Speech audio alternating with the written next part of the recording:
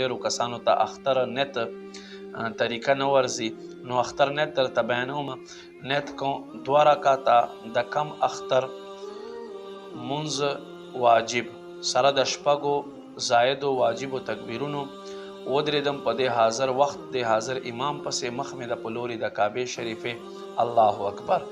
امام پسې چې الله اکبر وکړئ سبحانک اللهم به ولا اله غیرک پورې ووایي اعوذ بالله به ووایي بسم الله به نه وایي بیا به الله اکبر غوږونو ته لاس پورته کوئ ښکته بیا داسې راوړئ بیا الله اکبر غوږونو ته به لاس پورته کوئ ښکته بیا راوړئ بیا الله اکبر دریم ځل الله اکبر نه بعد به نامې لاندې لاس ونیسئ امام صاحب خطیب صاحب به الحمد وایي صورت به ووایي هغې نه بعد به رکوع ته لاړ شي رکوع نه بعد به یو رکعت وشي سجدې به وشي دویم رکعت ته به راپورته شي